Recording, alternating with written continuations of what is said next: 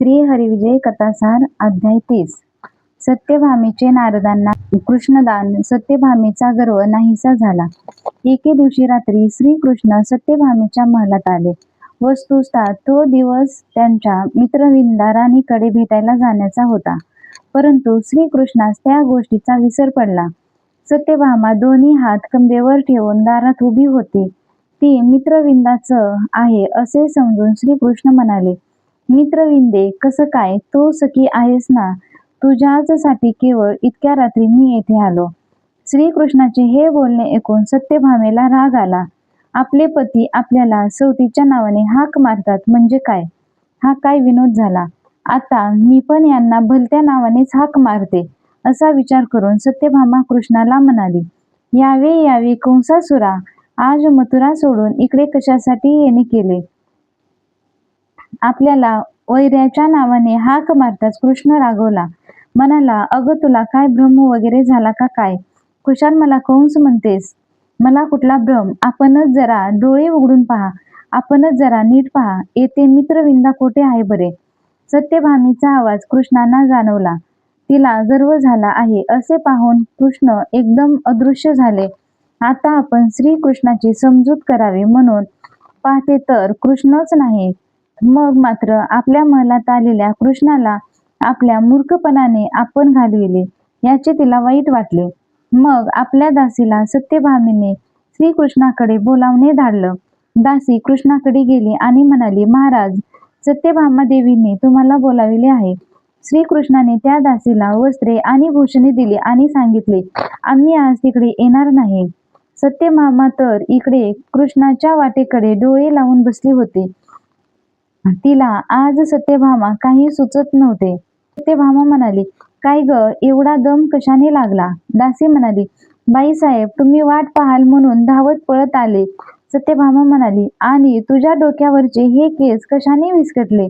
दासी म्हणाली, बाईसाहेब, मी प्रभूंच्या पायावर डोके ठेवून नमस्कार करू लागले तर त्यांनी माझे वरच्यावर धरले आणि मला नमस्कार करू दिला नाही.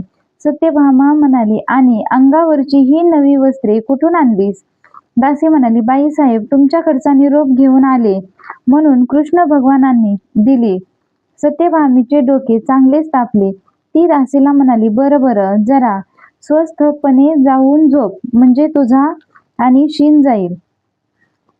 असे म्हणून सत्यभामेने दासीला बाहेर पाठविले आणि ती दार लावून मंचकावर पडली. ती व्याकुळ झाली, तिला काहीच सुचेना. एकदा नारद सत्यभामेच्या मंदिरात आले. सत्यभामेने त्यांची पूजा करून त्यांना नमस्कार केला. नारद म्हणाले, तुला कोणता आशीर्वाद देऊ? सत्यभामा म्हणाली, श्रीकृष्ण जन्मोजन्मी मला पती लाभावा आणि इतर स्त्रियांपेक्षा श्रीकृष्णाचे माझ्यावरच अधिक प्रेम असावे असा आशीर्वाद द्या. जरूर, तर त्यासाठी एखादे व्रत सांगा. नारद म्हणाले, भामे, तुझे सामर्थ्य विलक्षण आहे.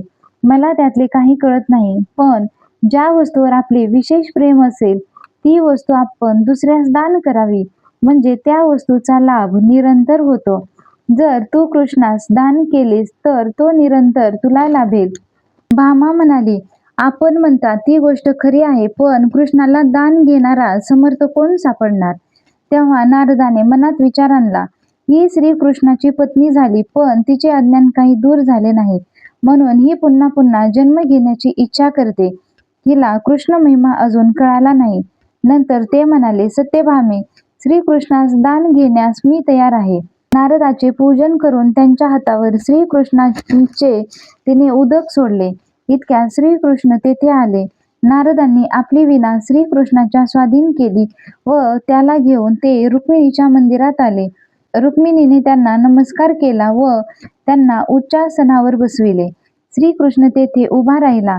त्याला रुक्मिणीने मंचकावर बसण्याची विनंती केली. तेव्हा श्रीकृष्ण म्हणाला, रुक्मिणी, सत्यभामेने मला नारदास दान केले आहे. आता माझ्यावर कोणाचा हक्क नाही. नारद सांगतील तसा मी वागणार.